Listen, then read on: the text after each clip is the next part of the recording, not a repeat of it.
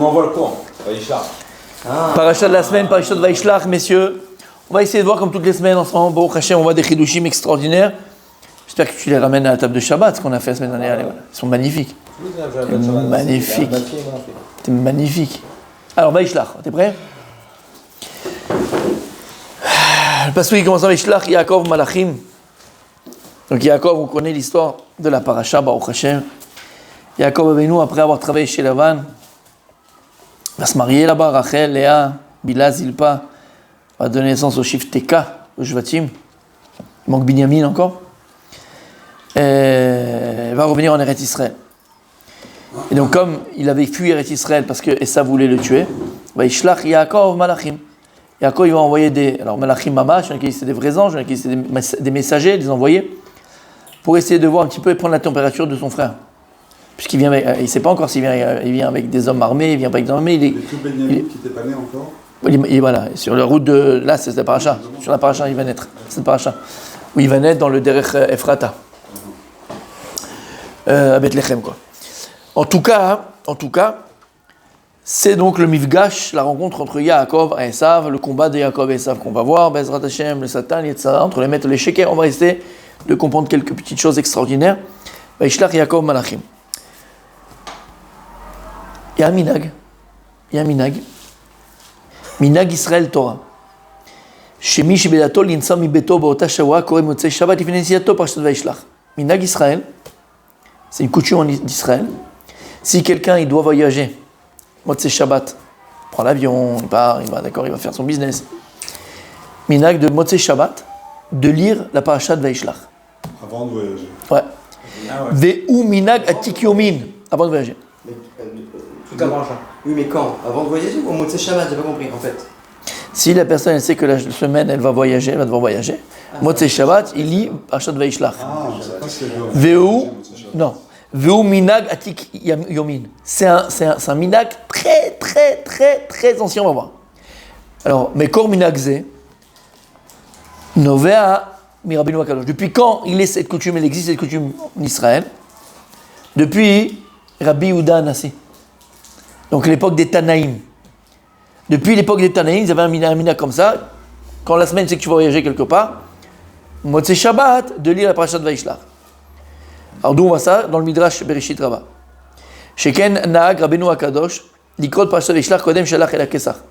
Là-bas, dans le Midrash Rabbah, Bereshit Rabbah, Perek Ain Chet, allez voir là-bas, c'est ramené que, vous savez qu'à l'époque de Rabbi Yehuda Hanassi, c'est l'époque des Romains. D'où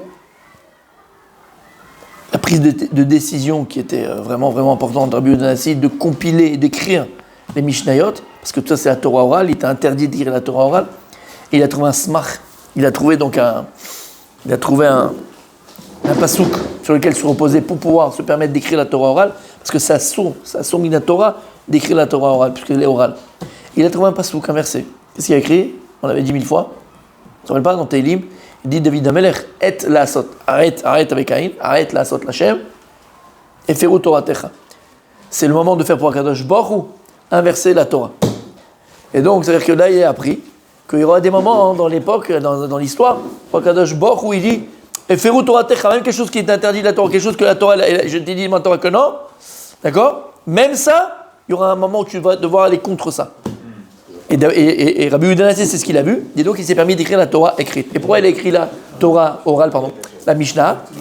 Il les a compilés, parce qu'il a vu qu'à cause des persécutions des Romains, voilà, la Torah orale se perdait.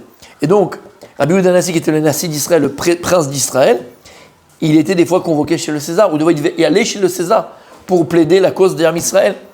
Et donc là-bas, le Midrash nous raconte, et nous dit, que Rabbi Yehuda Hanassi, à chaque fois qu'il devait voyager à Rome, aller voir César, avant de voyager, qu'est-ce qu'il faisait? Il lisait la parashat Vaishlach. Ou Pirash Ramban, et le Ramban nous dit Shaita Kabbalah Be'adam Shezo parashat Galut. Il dit le Ramban Nachmadid, dans Bereshit, donc Perek Lamed Gimel, Pasuk Tedvav, explique le Ramban que la parashat Vaishlach, elle a appelée parashat Galut, la parashat de l'exil.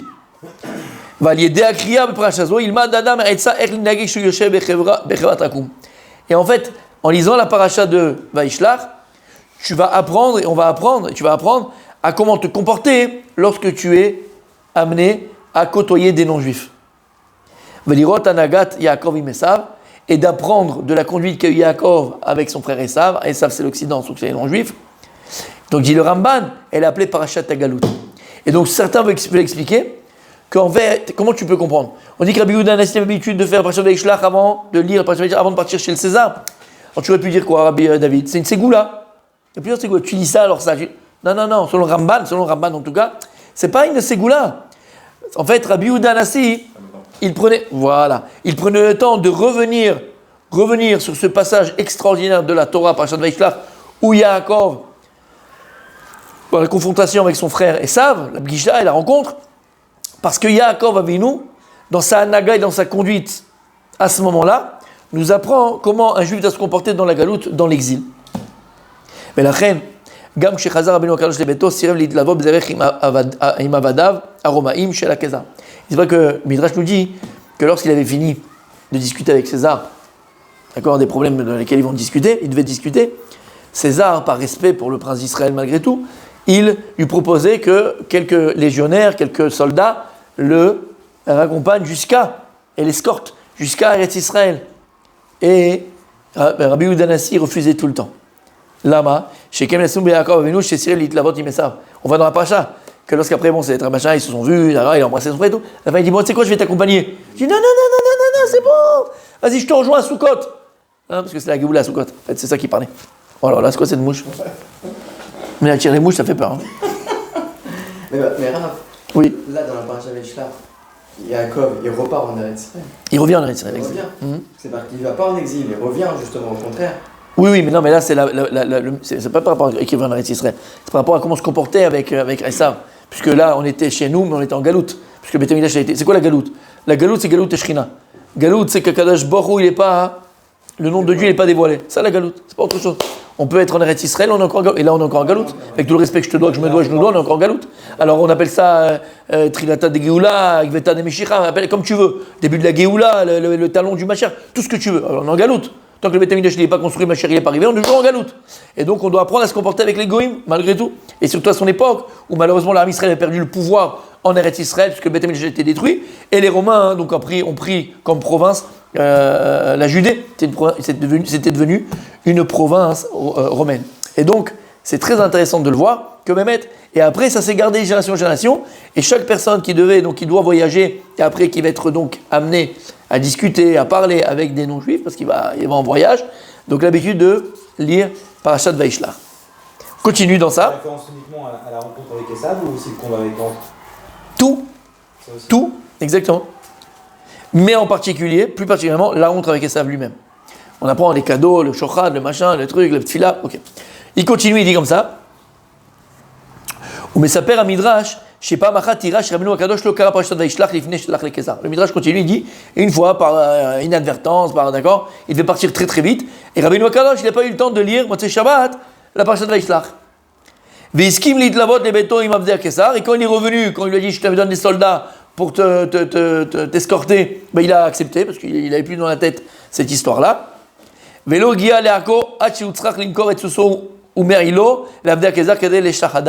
Et ils ont commencé à le menacer, les soldats du César. Il a été obligé de vendre son cheval et son propre manteau pour les amadouer et qu'ils le laissent tranquille. D'accord?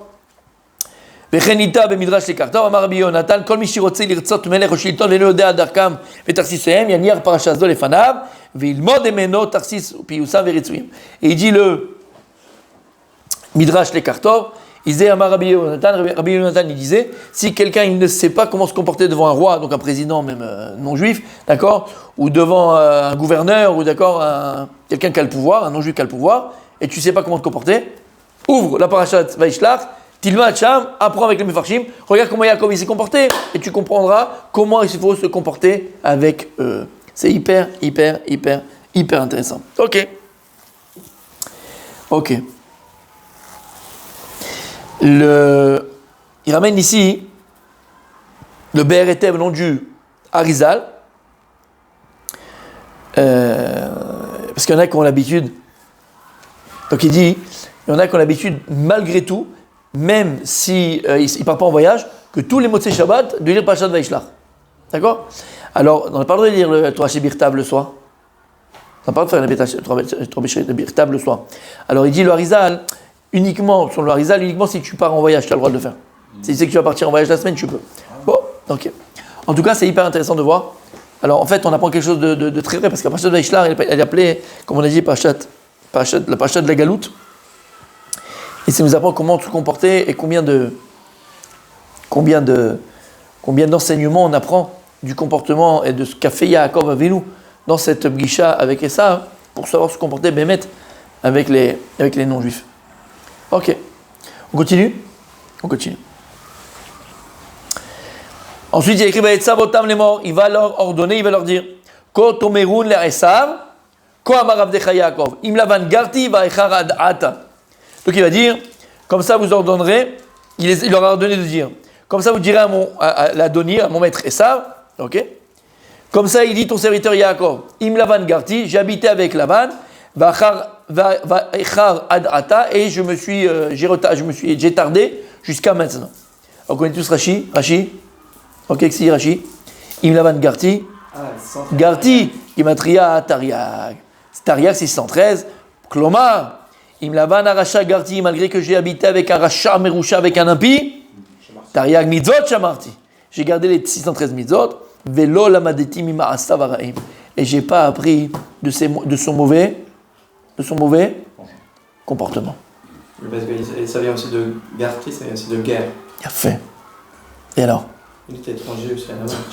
Il était dans un pays étranger. Tout à fait. D'accord. T'as compris? Donc, Tariag Mitzvot. La question qu'on va se poser maintenant, Aïm Behemet Yaakov Avinu Shamar et Kol Tariag Mitzvot. Est-ce que Behemet il a dit Yaakov à Esav, allez lui dire que j'ai été avec un rachat, un impie, je suis resté Yaakov Avinu. Plus que ça, les 613 mitzvot j'ai pu accomplir. D'accord? Est-ce que Behemet Yaakov Avinu il a pu accomplir les 613 mitzvot? Arrête David là, ça le démange, mais je lui dis à ta place, c'est parti où je lui dis à ta place. D'accord? Dans les 613 mitzvot, il y a plein de mitzvot que tu ne peux pas accomplir. Il y a des mitzvot, c'est les korbanot, plein de mitzvot qui sont pour les Lévi'im, pour les Kohanim, pour les. Et Yaakov, comment il l'appelait? Vas-y. Ish, Titen, Emet le Yaakov. On a parlé ce matin. Yaakov Avinu, c'est la mida de Emet, de vérité. C'était le combat avec Esav. C'est du mytho. Il a étudié. Chas v'shalom. Quand on étudie, c'est comme si on Déjà, on apprend le don de la Torah. Et nos maîtres, ils faisaient, avant dans la Torah, ils faisaient déjà les mitzvot. Ils n'avaient pas de téfilm, ils faisaient ça sans le matériel. Mais comment tu veux qu'il puisse faire s'il n'est pas Cohen, s'il n'est pas machin, s'il n'y a pas de korban, il n'y a pas. Non, t'écoutes les géonymes de cette synagogue. Ah, qu'est-ce que c'est beau, Béhémet, qu'est-ce que c'est bon. Écoutez bien. Ech Yaakov Avinu Shamar et Tariag Mitzvot. Oulai, yesh le Yashev, on peut répondre ça. Chez Shamar Yaakov et Tariag Mitzvot, elle est chez la Matorat Mitzvot. Par le fait que Yaakov il a étudié la Torah de ces mitzvot. Il a étudié c'est quoi le korban là, il a étudié c'est quoi le korban khatat, il a étudié c'est quoi le korban. Il a étudié c'est quoi, get, c'est quoi. Il a étudié tout ça, il a étudié. Ukmo shamru chazal, maï dirtiv, zot Torah khatat, vezot Torah tasham. Kol haosek betorat khatat, kilu ikriv khatat. Tout celui qui va étudier la Torah, donc les enseignements du korban khatat, c'est comme s'il avait amené un korban khatat. Et celui qui va étudier les halachot du korban hacham, c'est comme s'il avait amené un korban hacham. Il dit ça c'est vrai pour toutes les mitzvot de la Torah. Comment je peux garder moi-même les 613 mitzvot? À partir du moment où tu vas étudier la Torah des mitzvot, c'est comme si tu les avais appliqués. Oh, écoute bien. Écoute bien. On n'a pas dit que. Il n'y a pas le Beth Amikdash? Oui, mais il n'y a pas le Beth Amikdash. Ouais, mais c'est rien ça. C'est pas le Korban Khatat, c'est pas le Korban Alva, c'est pas le Korban Dacham, c'est pas le Korban Shragiga, c'est pas le Korban. En Malasot. Et là, Kelvan Shoulamad. Et c'est vrai pour nous. Alors, comment je peux accomplir toutes les mitzvot de la Torah? Il y en a 613. Jamais je pourrais faire 613 mitzvot. Tu peux, quand tu les étudies. Quand tu les étudies, pas les étudies, quand tu les étudies. Tu vas étudier chaque halakha de chaque mitzvah. C'est comme si tu l'avais accompli. Maintenant, on va juste s'attarder un petit peu plus sur ce inyan-là, ce compte-là des 613 mitzvot. D'accord? D'où il apparaît, d'où il vient 613 mitzvot. Pourquoi il y a 613? D'où il vient ce compte de 613 mitzvot? Pourquoi on n'a pas dit il y en a 800? Et on voit que très souvent, Rashi lui-même, Rashi il y a 1000 ans, il te ramène ce inyan-là, j'ai gardé les 613 mitzvot. Alors écoutez bien. le smag, il dit chez l'Adam l'Edas Isodot Kol HaMitzvot. Il dit le smag, chaque juif se doit d'étudier le fondement de chaque mitzvah. Chaque juif. Et même si aujourd'hui, on n'a plus le Beth Amikdash, je crois que j'apprends les korbanot, il n'y a pas besoin. Même s'il n'y a plus le Beth Amikdash, mais ils ne sont pas applicables aujourd'hui, on a ce droit malgré tout de les étudier. Il dit le Radbaz, il gardait toujours sur lui un petit livre où il y avait comme ça en remez en allusion les 613 mitzvot. D'accord? Ok. Il y a. Oh là là là là, c'est qu'elle est fatigante celle-là. Ouais. Allez, elle est dure. Elle a quand même ses préférences. C'est vrai. Ok. Alors quel est le mécor, quelle est la source de ce décompte-là des 613 mitzvot? Tu as déjà posé la question? Ça correspond, il y a une correspondance avec le corps, non? Entre les tendons et les... Oh là là. Toi tu t'es dopé, toi. Non, toi tu t'es dopé. On fait tout de suite un test. Il s'est dopé. C'est pas possible. C'est pas possible. Les os, c'est 258. Aïe. Alors, en fait, la question elle est plus forte parce qu'il n'y a aucun pasouk, aucun verset dans toute la Torah Kula qui mentionne Mamash 613 mitzvot. Et là, c'est tout le temps Beremez, c'est en allusion. Il n'y a pas un décompte avec 620? Alors, non, on va voir, 611 plus 2. On va voir. Par exemple, Yaakov Avinu. Répéter même parfois, c'est ça qui est... Non, mais on ne sait même pas c'est quoi ce compte de 613, donc je suis sur 613. Alors, on sait que, voilà, par exemple, il y a écrit, d'où on sait, en Remez. Là. D'accord? Par exemple, Rashi nous ramène. Quand il a dit, il lavan Garti c'est quoi? C'est Tariag. Donc, on voit déjà dans Rashi que c'est une liane de 613. Maintenant, la première fois que sont mentionnés les 613 mitzvot, c'est dans Masechet Shabbat, Daf Pezaïn Amoud, Aleph. Il a fait merde. La Gemara dit comme ça. Uma Pesach Shuechan Mitargag Mitzvot. Uma Pesach Shuechan Mitargag Mitzvot. Là-bas, la Gemara, vous vous rappelez, on l'a fait 1000 fois cette Gemara ensemble. La Gemara dans la Masechet Shabbat Pezaïn, c'est juste avant P. Grave. Pechet. Ah. C'est juste avant Pechet. Pezaïn, c'est avant Pechet. On parle de Matan Torah. Ah ouais. Et là-bas, la Gemara, elle nous dit 3 choses, Moshe Rabbeinu a fait midato. 3 choses, Moshe Rabbeinu, il a accompli de lui-même, sans que Dieu lui demande. C'est quoi? Il a rajouté un jour avant Matan Torah. C'est-à-dire que quand il a dit ils vont s'écarter de leur femme pendant Ayom ou Machar. Et Moshe Rabbeinu a dit Ayom ke Machar, il a rajouté un jour. Donc il y a eu 3 jours de séparation des femmes en Matan Torah. Mais en fait, Moshe Rabbeinu, il a rajouté un jour. Quand il a dit c'est bien ce que tu as fait. Deuxième chose que Moshe il a fait de lui-même, Moshe Rabbeinu l'a fait de lui-même, et qu'Hachem il a été maskim, c'est quoi? Piresh minishto. Il s'est séparé de sa femme, Tzipora. Il a fait un kalva chomer, et Hachem il lui a dit, c'est bien ce que tu as fait aussi. Iskimito. Et troisième chose, c'est quoi? Vas-y Jean-Claude. Troisième chose qu'il a fait, c'est quoi? Shavar et taluchot. Il a cassé les luchot. Il avait un kalva chomer. Lui, il a fait un kalva chomer de Pessah. Uma Pessah Shuechan Mitzvot. C'est déjà Pessah qui fait partie des 613 mitzvot. Il y a écrit qu'un Ben Nechar. Ben Nechar, c'est quelqu'un qui s'est éloigné d'Akadosh Baruch Hu. Il ne peut pas amener Korban Pessah. Là, toute la Torah Kula, elle est devant eux. Je leur donne la Torah. Quand chez que maintenant, ils ne peuvent pas recevoir la Torah. Et il a cassé la Torah. Et donc, la première fois que c'est mentionné dans le chasse, dans le Talmud, cette notion de 613 mitzvot, c'est Masechet Shabbat, d'accord? Où on fait quoi la comparaison avec Pessah et les 613 qui fait partie des 613 mitzvot. Ok?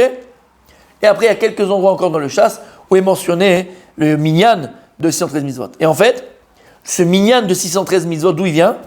De Masechet Makot, qu'on va faire dans pas longtemps, Bezrat Hashem. Dafkav Gimel, Amud Abet. La Gemara dit comme ça, Shesh Meot Veshlosh Esre mitzvot Nemrou le Moshe.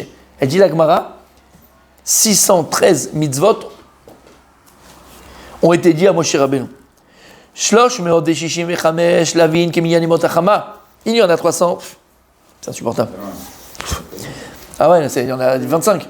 Il y en a combien? 365, comme les 365 jours de l'année par rapport au soleil. Et 248 par rapport aux Evarim de l'homme. Les Evarim, donc les membres de l'homme. Amar Rav Hanouna, Maïkra, d'où tu vois ça? La Gemara continue. Torah tziva lanu Moshe morasha. Torah gematria shitmea vechad sareave. Quand tu vois la Gemara du mot Torah, c'est 611.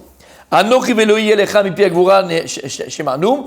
Et Akadosh, pour les deux premières dibérot, on les a entendus directement d'Akadosh Bokhu, Anochi Hashem lokecha velohi elecha Elohim acherim. Tu rajoutes à 611 les deux en plus, ça fait combien? 613. Donc si on te demande c'est quoi le Mekor des 613 mitzvot, Gemara dans Makot, ou là-bas c'est Mefourash où il le ramène, Gemara dans Shabbat, et en fait, Torah 611. Tu rajoutes les deux premières dibérot qu'on a entendu d'Hachem, ça fait combien en tout? 613. Ok. Ah, mais loi après qu'elles soient comprises ou. Comment? Les 7. Bien sûr. Elles soient à l'intérieur. Ouais. Ok. Alors après ça, il y a plein de commentateurs et de Gdolé Israël qui ont écrit sur les 613 mitzvot. C'est vers Chinour, pour mentionner que lui qui est un des plus connus. C'est vers Chinour, là-bas il ramène tous les, il décompte les 613 mitzvot. Le Sefer HaMitzvot du Ramban, d'accord? C'est un mitzvot du Ramban, où il décrit tous les 613 le Rambam. Il y a Ilchot Gedolot, qui ramène tous les 613 mitzvot. Donc après, ça a été comme ça ramené, les 613 mitzvot, avec l'explication. Et comme on a vu au début, c'est très important, d'étudier les 613 mitzvot. Mahem, ma yesod shelahem, comment on les applique, ma halachot shelahem. C'est très important de les étudier. Ok. Ok. C'est autre chose. Comment? Shouanaro, c'est pas suffisant, Shouanaro. Non. Comme on dit, 613 mitzvot. Mamash. Il y a des livres qui ont été écrits par des géonymes que pour ça. Ok. Et en fait, regardez bien. Qu'est-ce qu'on a dit? On a dit, alors au départ, comment Yaakov Avinu il a dit, bon, tu sais quoi, Yaakov, calme-toi, parce que moi j'étais avec Lavan Aracha, et j'ai gardé, qu'est-ce qu'il a écrit? Vetaria mitzvot shamarti. Et en fait, ça va très bien avec ce qu'il dit Rashi. Il n'a pas dit Vetaria mitzvot kiyamti. Il n'a pas dit j'ai appliqué, j'ai fait. Shamarti. C'est quoi shamarti? On le voit dans le pasuk dans Parashat. Vas-y, il a fait. Vayeshev. Lorsque Yaakov, Yosef va faire les rêves, il va raconter à ses frères et à son père, il va s'énerver, Yaakov Nachon. Qu'est-ce qu'il y a écrit dans le verset? Ve'aviv shamar et adava. Ve'aviv shamar et adava. Et donc son père, c'est qui Yaakov? Shamar et adava. Il a gardé la chose. Rashi explique, c'est quoi shamar et adava? Aya metzapé she'avo. Il était metzapé, il voulait, il attendait, il s'attendait à ce que se réalisent ces rêves-là. Donc shmira, c'est quoi shmira? C'est aussi les tzapot, c'est espérer. Et en fait, c'est pour ça qu'on dit ici, je dis un petit chidouche personnel, j'espère que c'est vrai, en tout cas, qu'on dit quoi? Shomer Torah mitzvot. Quelqu'un qu'on appelle Shomer Torah mitzvot, pas quelqu'un qui garde la Torah forcément, pas quelqu'un qui garde les mitzvot. Shomer Torah mitzvot, quelqu'un qui espère de pouvoir accomplir des mitzvot, qui espère pouvoir étudier la Torah. C'est ça, Shomer Torah. Où on voit ça? Rashi, comme ça explique Shmira, Shomer, c'est espérer. Et en fait, c'est pour ça qu'il a écrit, il dit Rashi, Taria mitzvot shamarti. Il dit pas kiyamti. Il dit pas que je les ai fait. Shamarti. C'est quoi shamarti? Je les ai étudiés pour espérer pouvoir un jour pouvoir toutes les accomplir. C'est bon? C'est clair? Ça va? Ok, magnifique. Qu'est-ce qu'il y a écrit dans le verset qu'on vient de lire? Il a dit, Vayetzav otam les morts kotomerun ladoni le esav. Qu'est-ce qu'il a dit? Ladoni le esav. Comment il appelait Esav? Adoni, mon maître. C'est qu'il y a un issour, une interdiction, et c'est une chose qui est très grave, de flatter les Réchaïm. On n'a pas le droit de flatter les Réchaïm. Ça sort. On n'a pas le droit. Et là, Yaakov, qu'est-ce qu'il fait? Il flatte son frère. Il va dire, la Doni, mon maître. Écoutez bien ce qu'il y a écrit. Dad zekenim ben baalei atosfot. Dad zekenim baalei atosfot. Où il se trouve? Où? Où?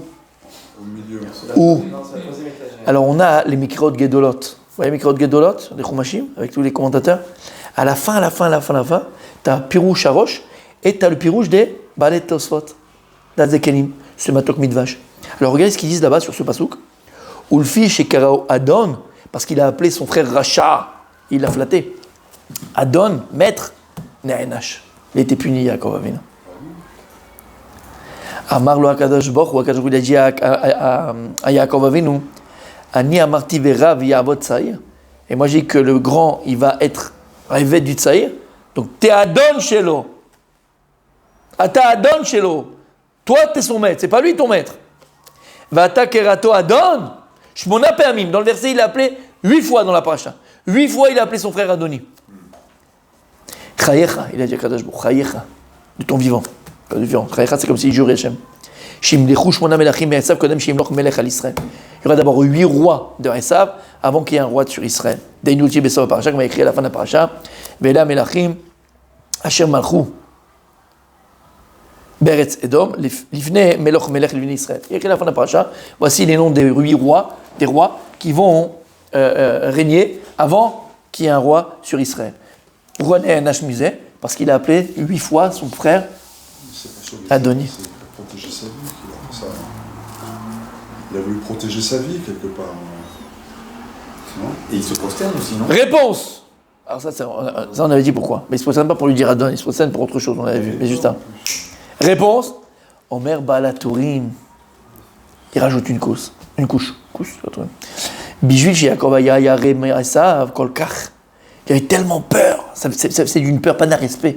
Pas pour le flatter. Il a eu peur. Alors il l'a flatté pour essayer de l'amadouer parce qu'il avait peur de lui. Alors il l'appelait Adoni. Va'akadosh Baruch Hu v'ticho gvar. Hachem il lui a déjà dit, parachat d'avant, Ushmarticha bechol asher telech. Je te protégerai là où tu seras. Gram les banav sheneju gerim ben haomat. Voilà son problème. C'est un manque de confiance. À son niveau à lui, on n'est pas d'accord. Non, bien sûr. Voilà. Hachem il t'a dit, qu'est-ce que t'as peur? De quoi t'as peur? En plus, t'as rien mitzvot shamar, de quoi t'as peur? Comme ça, il dit Baal Tourim. Donc pour aller dans le sens. Mais surtout qu'avant, il avait battu son ange. Il a battu son ange. C'est-à-dire que s'il avait battu son ange. Alors, elle était déjà. D'abord, alors il y en a qui expliquent. il l'a combattu, il l'a pas battu. L'ange, il est reparti. Oui, mais il l'a vaincu. Oui, Non, il a écrit Befourache, il l'a vaincu. Il l'a vaincu. Il l'a vaincu, bien sûr, il l'a vaincu, ouais, il l'a vaincu. À ce moment-là, Mais- il a fait un chien pour Hachem. Exact, c'est le tafkid de Malachim. Dès qu'il a fini son tafkid, il chante. Exactement. Mais pour aller donc terminer sur ce sujet-là, en fait, ils disent, les Mefarshim, ils disent en fait de quoi il avait peur vraiment. Yaakov Avinu. C'est pas qu'il avait peur de Esav en tant qu'Esav, je savais très bien qu'il avait pas de problème. Et si on va dire qu'il avait un manque de confiance en Kadosh Baruch Hu, ça aussi, ça paraît un petit peu comme on parle de Yaakov Avinu, même si il dit Baal Torim et c'est Emet. Et là-bas, il avait peur de quoi? Il avait peur d'une chose. Qu'il n'ait pas lui assez de srout par rapport à son frère. Quel srout il peut avoir? Il y a Esav Aracha, Kibudavahem. Il n'y a pas plus grande protection, plus grande srout, en mérite que honorer ses parents. Et puisque lui n'a pas pu le faire pendant longtemps, et on va voir Chidush Hatsum. Si on y arrive, Bezrat Hashem, Chidush Hatsum. Moi j'ai un peu. Ça m'a fait un peu de peine, je vous dis la vérité, ça me fait un peu de peine. Mais bon, qu'est-ce que je te dis? Mais en tout cas, c'est un Chidush.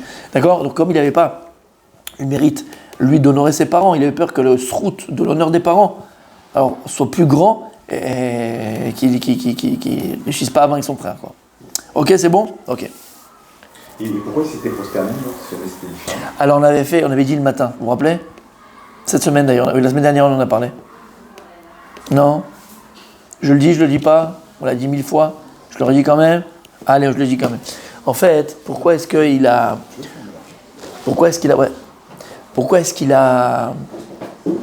C'est pour ça cette fois. On a vu dans la Gemara, cette semaine, la semaine dernière, je ne me rappelle plus, je crois que c'est la semaine dernière, ou dimanche, je ne me rappelle plus. En tout cas, on a vu un Rav qui a parlé, c'est Ravacha Bar Yaakov. Vous vous rappelez? Ah, t'es pas en Gemara, toi. Ravacha Bar Yaakov. Et c'est que c'est très important quand tu étudies une Gemara, c'est important par exemple quand tu connais la vie d'un Rav, la vie d'un Tana, c'est bien de s'arrêter le mythe et de parler de sa vie. C'est très important. Alors pourquoi c'est important? Important parce que c'est Sruto Tagan Arleno, c'est le Srut du Tzadik qu'on est en train d'étudier, Sruto Tagan Arleno. Plus que ça, c'est que si tu parles de sa vie, d'abord ça amène beaucoup de Sruyot. Parce que tu parles de sa tzidkout, tu parles de sa piété, ça amène du Srut à la personne dont tu parles. Et ça te permet de mieux comprendre ce qu'il va dire. L'état d'esprit. Mieux comprendre ce qu'il va dire. Il y a une grande ségoula, dans le sens aptitude, pas ségoula dans le sens magique, dans le sens mesougal. Il y a quelque chose qui amène vraiment, c'est vraiment mesougal, qui est d'accord, une grande aptitude à qui amène beaucoup de. C'est que si maintenant, des fois, tu n'arrives pas à comprendre le livre d'un Rav, tu ne comprends pas Mirtav Meliaou, tu ne comprends pas Emunah Bitachon, tu ne comprends pas le Misyat Yesharim, tu comprends pas, d'accord? Il dit le Rav Dessler, c'est très important d'étudier la vie du Rav. C'est le contexte. D'abord pour te baigner déjà dans la façon, quelle époque il a vécu, comment il a vécu, qu'est-ce qu'il a vécu, pourquoi il a écrit ça, comment il a écrit ça, déjà. Ça c'est première, petit 1, et ça va t'aider énormément à comprendre. Et deuxième, c'est d'aller sur le kéver du Rav. Tu vas aller pleurer chez le Ramchal là-bas, d'accord, dans le nord, à Tibériade, tu vas aller pleurer chez le Ramchal pour comprendre ses livres, et tu lui demandes, d'accord, Bémet, prie Hachem que Hachem il ouvre mon cœur pour que je comprenne tes écrits, et que je ne me trompe pas surtout, il ne pas de faux pchat. Donc, comme on a étudié la Gemara, on parle là-bas de Rav Achabar Yaakov. Moi, j'aime bien, des fois, on le fait souvent, je m'arrête et je vous raconte l'histoire du Rav si je connais. Si je ne le connais pas, je ne connais pas. Mais si je connais quelque chose sur lui, je connais la vie, on s'arrête et on discute. Et pourquoi je parle de ça? Parce que c'est pour ça que cette semaine, on en a parlé et j'ai parlé de ce passage de la Torah. Yaakov, il va se prosterner 7 fois devant Esav, jusqu'à qu'Esav arrive, il l'embrasse, il dit mon frère, je t'aime. Alors, il dit c'est pas possible. C'est pas possible. T'es venu 400 hommes pour tuer ton frère, tu veux le massacrer, tu viens des brigands avec des. D'accord? Et tout d'un coup, ça y est, tout s'arrête. Tu l'embrasses, tu l'aimes, c'est mon frère chéri, tout ça. Et là-bas, le Baal HaTurim, dans le micro de Gedolot que l'on a ici, il y est. Allez regarder, il explique. Et il dit en fait que le Satan, Yetzarara, le Nachash HaKadmoni, d'accord, le serpent, le Satan, Yetzarara, la Touma, la force de la Touma, elles ont 7 forces. 7 forces. 7 niveaux et 7 forces. Et en fait, Yaakov Avinu, qu'est-ce qu'il a fait? Yaakov Avinu, à chaque fois qu'il s'est prosterné devant Esav, c'est pas qu'il s'est prosterné devant Esav, c'était en vérité, à chaque fois, il se prosternait devant Akadosh Baruch Hu, et il faisait une tfila. Et grâce à sa piété, sa sagesse, à sa petite coude, ce que tu veux, il arrivait à enlever une couche, et un niveau de touma, d'impureté, chez son frère Esav. Jusqu'à qu'il arrivait à la 7e, et Esav, quand il arrivait Esav devant son frère, qu'est-ce qu'il était? Entièrement pur. Il priait pour son frère. Il a prié, il a eu pitié de son frère, il a prié pour son frère. Il a réussi à enlever cette couche de Touma. C'est pas qu'il y a Esav, quand il arrive dans son frère, il l'embrasse. C'est plus le Esav Kera, c'est comme le Satan Yetzarara. Kadosh Baruch Hu, à la fin des temps, il fera la Shrita au Satan Yetzarara. Et il dit le Baal Shem Tov, c'est quoi que Dieu va faire la Shrita au Yetzarara? C'est le nom du Satan Yetzarara, il s'appelle Samech Mem Aleph Lamed. Il va enlever le Samech Mem, qui est les forces du mal, donc c'est les 100, d'accord? 100, c'est le mal. Il va rester que lequel? Que le Tov, que le bon de ce malheur, parce qu'il y en a un ange en vérité. Et en fait, c'est ce qu'il a fait Yaakov avec Esav lui-même. Il a réussi à enlever le mal de Esav, et ponctuellement, il restait que le Tov. Et donc, il a reconnu que son frère, il a eu les brachot, il a reconnu que les brachot, les bénédictions devaient venir à lui. Il a embrassé sincèrement à ce moment-là. Donc, en se prosternant, cette fois, il a enlevé cette couche du Satan Yetzarara. Et l'enseignement primordial qu'on a de ce passage-là, et qui est très important, c'est qu'en fait, voilà, il nous dévoile le Baal HaTurim, que les forces du mal, elles ont 7 kochot. C'est pour ça que tu vas avoir beaucoup de choses qui ont le chiffre 7. On avait dit, quand Yehoshua bin Nun va faire la guerre à Jéricho, ils vont tourner combien de fois? 7 fois pour faire tomber les murailles. En fait, c'est pas que simplement une guerre physique, c'est surtout métaphysique. Parce que Jéricho, c'est la porte d'Eretz Israël. Et donc, c'est la porte de la Touma. Il va faire tomber la Touma, les murailles de Touma qui empêchaient la Gdusha de rentrer en Eretz Israël et au peuple juif de rentrer en Israël. Il fallait tourner combien de fois? 7 fois. C'est vrai qu'il dit le Baal HaTanya, on a l'habitude de faire combien de fois? 7 tours. 7 tours sur les tefilin. Bon, on ne fait pas 8, 10, 20, 50, 300, on fait ce que tu veux, non? On fait combien de tours? 7 tours sur les tefilin. Lama, parce que le cœur, c'est le pétard, c'est la porte du Yetzeratov et Yetzerara. Yetzeratov, il est mitzad yamin du côté droit du cœur, Yetzerara du côté gauche du cœur. Et donc quand on fait le nœud et on va attacher, en fait, il dit à quoi il faut penser? Il faut penser ici à neutraliser les forces du mal. Ici, Trachara, qui en nous. Comment tu neutralises? En neutralisant ces 7 forces. C'est pour ça qu'on fait combien 7 tours. C'est que dans la chassidoute, on a 10 000 fois. Lorsqu'il y a un mariage, le khatan, il tourne 7 fois, la kala, elle tourne 7 fois autour du khatan. Et quand des fois, des bachourim qui sont sfaradim, qui ne sont pas ashkenaz, ou ni chassidim, il dit, j'aimerais bien le faire et tout, c'est une des seules choses, la malo, si tu veux le faire, fais-le. Là-bas, il y a un vrai tam, il y a une vraie raison. Pourquoi? Parce qu'on sait que la mort, et donc la klala, elle est arrivée à cause du chet d'Adam et Chava. Alors c'est Chava qui a écouté le serpent et qui a donné à manger à son mari, Adam Arishon. Le serpent, c'est le Satan, c'est Yetzarara, cette force du mal. Maintenant, l'homme, quand il a fauté, il est kabiachol, entouré du serpent autour de lui. Un serpent, quand il veut sa proie, comment il fait pour avoir sa proie? Il l'entoure et il l'étouffe. Et bien, le Satan, c'est pareil. Pour nous étouffer, qu'est-ce qu'il fait? Il s'entoure en kabiachol et il s'entoure autour de nous. Alors, qu'est-ce qu'elle fait la Kala? La Kala qui est Chava, lui, le Khatan, c'est comme Adam.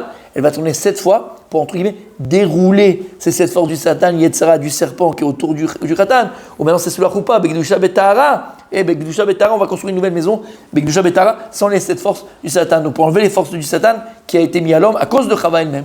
Tu fais référence donc au cours du Rav Dessler que tu as fait sur les 7 noms du Satan. 7 noms du Satan, il y a fait même. Soni, Even et compagnie, c'est ça. Kol HaKavod. La Gemara elle est dans Masechet Souka, Nun He, je crois, ou Nun Dalet, Nun He, tu te rappelles? Tu avais écrit quel daf? La Gemara, je crois, elle est dans Masechet Souka, Nun He, je crois, où là-bas, la Gemara, elle donne les 7 noms du Satan. La Gemara dit que le Satan, les 7 noms, pourquoi 7? Ça fait référence aux 16 forces du Satan, du Yetzara. Et le Rav Dessler a un super beau enseignement, et il explique les 7 noms à quoi ils correspondent, que la Torah donne, que les Nevi'im donnent, que Shlomo Amelech donne. Il a fait exactement. D'accord? Donc, c'est pour ça que Yaakov va se prosterner pour enlever ces 7 forces du Satan, etc. de Esav, et pour laisser que le bon et que le bien. Et d'ailleurs, on le voit, ça a marché. Puisqu'à ce moment-là, Esav, ben, il l'embrasse, il reconnaît sa petitesse devant son petit frère. C'est clair? Ok. À ce moment-là, il essaie de le mordre. Alors ça, il y en a qui disent, voilà, c'est les trucs qu'il y a au-dessus, d'accord, ils veulent le mordre. Ok, ça c'est un chat. Mais l'autre chose, c'est Béhémet, il a embrassé son frère. Mamash, il a embrassé son frère. Ok. Et ça va embrasser son frère, vraiment, il était sincère. Alors messieurs, Chidush Hatsum. Chidush Hatsum. Et à mon avis, tu l'as jamais entendu de ta vie, ce petit Chidush. Moi, il m'a plu, donc je vais partager avec vous. Ensuite, il y a écrit comme ça, il va prier. Donc Yaakov va prier à Kadosh Baruch Hu, il va supplier Hachem qu'il le sauve. D'accord?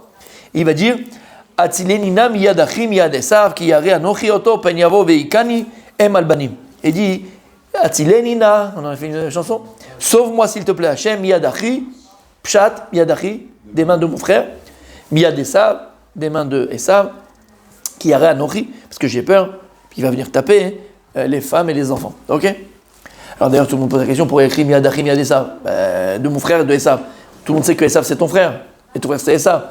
Donc c'est une redondance qui ne sert pas à grand chose. Et là-bas, ça c'est un chat qu'on connaît, on l'avait dit tous les ans, et c'est très joli, ça reste très très beau, et c'est aussi voilà, le comportement qu'on doit avoir avec les non-juifs. Parce que Yaakov, il a eu peur de 2 choses. Il a peur de Esav, c'est quoi? Esav, quand il est Esav, d'accord, c'est notre ennemi. Quand ils veulent te dire tu te prosternes à la croix, oh, sinon je te brûle, voilà, l'ennemi il est clair, hein, d'accord, il est là, et je sais comment me protéger. Donc, sauve-moi de Esav quand c'est Esav qui veut combattre Yaakov, qui veut combattre Israël. Mais aussi sauve-moi de Esav quand il est Achi, quand il vient comme un frère, comme Napoléon. Allez, vous allez venir, on va s'assimiler, vous êtes avec nous. Sauve-moi de ces deux-là. Dans les 2 cas, c'est Esav et dans les 2 cas, c'est Achi. Faut que tu me sauves à Kadosh Baruch Hu. Ça, c'est le pshat qu'on connaît depuis qu'on est à Kita Aleph. Là, regardez bien. Omer Arokeach, un chidouche, Pele Plaim, Rabbi David. Pele Plaim.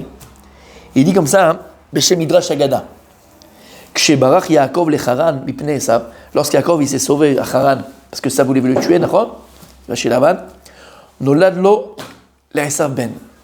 À ce moment-là, Esav, il a eu un fils, un garçon. Vikaro Beshem Achi. Il lui a donné le nom Achi. Non, pas comme ça. Lama. Kedesh lo yishkach ma shaselo Achi Yaakov. Pour ne pas oublier ce que son frère Yaakov lui a fait, il l'a appelé Achi. Comme ça, toute sa vie, Achi. Ah, attends, Yaakov, il m'a fait il y a 2 ans, il a fait le coup de crasse là, attends, je me rappelle. Il y a 5 ans après, pour pas qu'il oublie. Je me rappelle, attends, Achi, c'est mon frère Yaakov, Achi, ouais, d'accord, je me rappelle. Donc il l'a appelé Achi pour ne pas oublier ce que Yaakov lui avait fait en lui prenant, entre guillemets, lui prenant le droit d'aînesse. Et il prend les brachot de son père. Vetiva Esav lebno. Il a ordonné à son fils Achi, chez Bechol Makom, chez Gabe Yaakov Yarogoto. Il a dit, regarde toi, tu as une mission toute ta vie. Si tu vas te promener à Haran, tu vas n'importe où, si tu rencontres mon frère Yaakov, tu le tues. Il n'y a pas déjà Eliphaz, son premier fils. Alors là, le Midrash, c'est Eliphaz, il m'a envoyé Eliphaz, d'accord, avant d'aller. Là, c'est autre chose. Là, il dit le Midrash Agada, pas du tout. Il avait un fils qui s'appelait Achi, et il lui a dit, si tu le rencontres n'importe où, supermarché, d'accord, à Aquapark, tu le tues. Vezumashil pel Yaakov avenu. Et il dit, c'est ça qui a écrit, Atzila miyadachi, miyad Esav. Miyadachi, c'est le fils de Esav, et aussi de Esav lui-même. T'as entendu? Il a fait, mais c'est mignon, c'est joli, je ne connaissais pas non plus.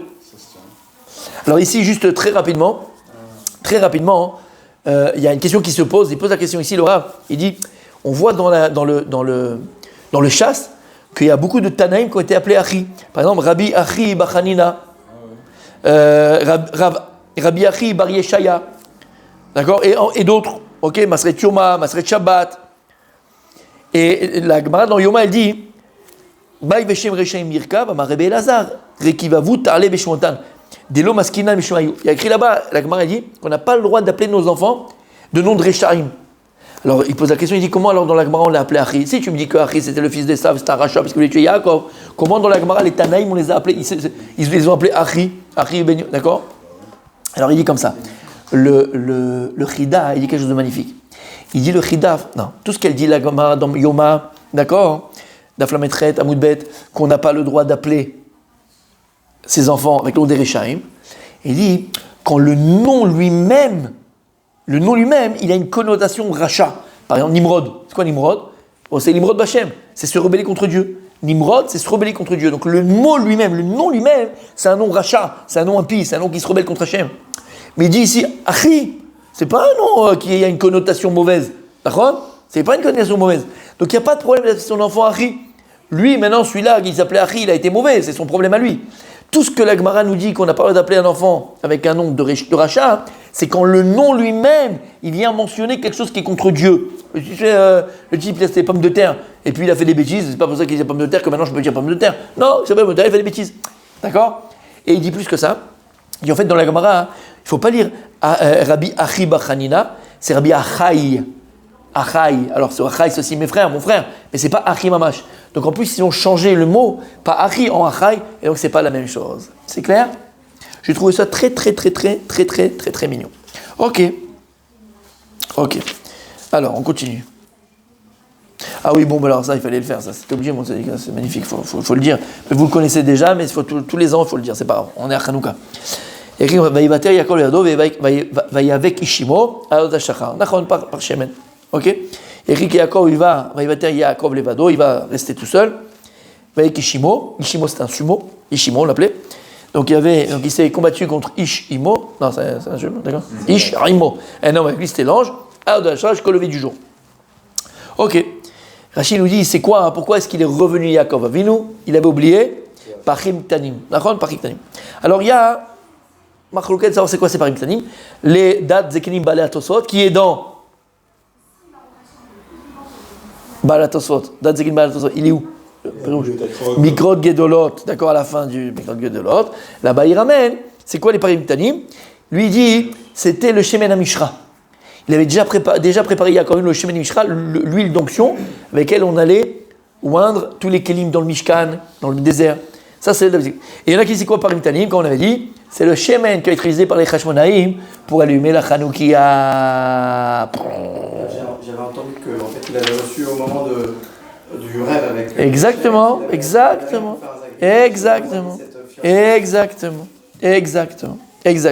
Alors il y avait encore ici quelque chose de très joli, mais je veux avancer un petit peu parce qu'il est un peu tard, par rapport au guide Anaché. Ouais, le guide Anaché, quand il va frapper sur le IRR, pourquoi on ne peut plus en manger aujourd'hui? L'année prochaine, si Dieu que Dieu nous prête vie, Bezrat Hashem, ou tu vous allez faire tout seul. En tout cas, je veux un tout petit peu avancer, parce qu'il est quand même, là on y arrive. Voilà. Alors ici après, bon, c'est trop beau, c'est vrai, c'est là qu'il est beau. C'est pas grave, allez, l'année prochaine, Bezrat Hashem, que Dieu nous donne vie. Allez. Il est bon, marketing, hein? Qu'est-ce que je peux faire? Qu'est-ce que tu veux que je te dise? Ah, parce qu'il est tard, je ne sais pas quand il est trop tard, machin, truc, ok, ça c'est bon. Oh, alors ça c'est un chidouch Hatsoum, d'accord? On va faire des petits chidouchim avant de terminer. Il y a écrit comme ça, donc après il y a le passage un peu amer. Oui? J'avais juste une question. Oui? Il dit qu'à ce moment, Yaakov, pourquoi il est rentré? Parce qu'en fait son père était... Yitzhak venait de mourir. Non, pas encore. Il a vu son père. Ah, il a vu son père? Mm-hmm. Parce que justement... Non. Et ça, il n'avait pas dit qu'il ne ferait rien à son frère tant que ses parents seraient... Oui, donc, C'est pour ça qu'il restait des parents. il était encore vivant. Mais c'est une bonne intervention. Donc après, il y a donc le passage un peu amer de Dina avec Shrem, vous connaissez l'histoire, d'accord? Ok, et comme ça. Vet Ramor, vet Shechem, Beno, Argou, les Fichare, Vaikrou et Dina, vet Shechem et Yetzeou. Donc je ne rentre pas dans les détails de cette histoire, on le connaît. Après, Lévi et Shimon ont tout massacré là-bas, c'est un massacre, d'accord, à la tronçonneuse, comme on apprend, d'accord. Et ils vont reprendre Dina, leur sœur. Ok. Après cette histoire, Dina, avec qui elle s'est mariée? Je sais. Allez. Non, c'est avec le non, c'est au-dessus. Non, attends, non. Yosef, c'est. Je savais. Si, attends. C'est Avec Potiphar. La fille de Yosef, la fille de Dina s'est mariée avec Yosef. Ça, c'est Osnat. Osnat. Dina. Osnat. Ben Potiphar. C'est la fille grande d'Isaac qui s'est mariée avec. Dina avec elle s'est mariée. Alors, première interprétation. Midrash Rabbah de la paracha. Perek P. C'est la mère de ça. Perek P. Pas voir là-bas. Il est où le Midrash Rabbah, messieurs? Il est là. Il est là. D'accord, allez le voir. Midrash Rabbah, Perek P. Là-bas, écrit après que Shimon et Lévi ont tué tous les gens de Shrem pour sauver leur sœur Dina, hein, Dina, elle avait honte. Elle a eu honte après ce qui s'est passé, Dina. Il dit Mirash, elle a eu honte. Mais Lorasta, elle ne voulait pas sortir de la maison. Elle avait honte de partir. Elle avait honte. Amra, Anna Oli Chetrechpati, Eye Leshmitza Bifnechem, Miyasieni. Elle dit maintenant, j'ai été souillée, je vais être une honte pour vous. Qui va vouloir se marier avec moi? Alken Tov Lilisha Ben Amim. Elle voulait rester avec eux. Rester là-bas, c'est tout, c'est fini. Je suis perdu. Ach Nishba la Shimon. Shimon, son frère. À l'époque, il n'y avait pas la Torah, donc il n'y avait pas tout ça. Shimon, son frère, hein, il lui a juré qu'il la prendrait comme femme. Et donc là, elle a accepté, Midrash Rabbah, elle a accepté donc de partir avec eux. Ok. Comment ça? La Gemara dans Masechet Baba Batra. C'est pas la même mère. Hein? Pas la même mère, non. Non, c'est pas la mère. Et il y a. Maintenant, alors, accroche-toi, mon fils. Masechet Baba Batra, Davtet Vav, il y a écrit là-bas hein, que non, Dina, sur la Gemara, c'était la femme de Eyof, Job. Et Eyof l'a pris comme épouse. Ça, c'est. Pas une génération. Elle a vécu très longtemps, Dina. Très, très longtemps, Dina. Ah bah ouais, parce Ouais, que là, on est. exactement. Le Ben Ishraï. Le Ben Ishraï, dans la Gemara dans la Gemara de Baba Batra, hein, il dit comme ça lui. Au début, elle s'est mariée avec Shimon. Elle a vécu plus longtemps que Shimon. Donc elle était veuve. Elle s'est après mariée avec Eyof. Mais comment on a pu se marier avec Shimon? Il n'y a pas la Torah. Comment il a pu marier deux sœurs? Deux sœurs. D'accord. Ils étaient pas. Ils étudiaient, mais ils n'étaient pas obligés. Alors on va le voir. Il y a encore une des Onesh. C'est un Alors, sens que je comprends. Alors, non, c'est pas du tout, on a répété ça 1000 fois, ça dit qu'il n'y avait pas de Torah, il n'y avait pas de Torah. On a expliqué ça 1000 fois. Ils étudiaient la Torah, mais ils n'étaient pas obligés de la faire. Ils étudiaient la Torah, mais ils n'étaient pas obligés de le faire. Nous, on est obligés de faire la Torah. Pourquoi? Parce qu'on a reçu la Torah Bar Sinaï. Avant, ils étudiaient la Torah, mais ils n'étaient pas obligés de le faire. La preuve, Yaakov, il a épousé deux femmes. Une explication pourquoi il a tapé dans le Guidan Haché. Et on n'en mange pas. Pourquoi? Guidan Haché, c'est au niveau de la hanche. Au niveau de la hanche, c'est au niveau de la brite. Et donc, le Hanesh qu'il a eu, c'est parce qu'il a épousé deux femmes. Malgré qu'il a étudié la Torah. Deux femmes. Et il a épousé deux sœurs. Donc avant Matan Torah, hein, ils n'étaient pas obligés d'accomplir la Torah. Ok. C'est clair. Avant Matan Torah, ils n'étaient pas obligés d'appliquer la Torah. Ils étudiaient quand même. Ils apprenaient toute la Torah Kula. Aval, bon, on avait fait un cours, on ne va pas revenir sur le cours qu'on a fait. Qu'est-ce qu'il a vu Yaakov pour appuyer deux sœurs?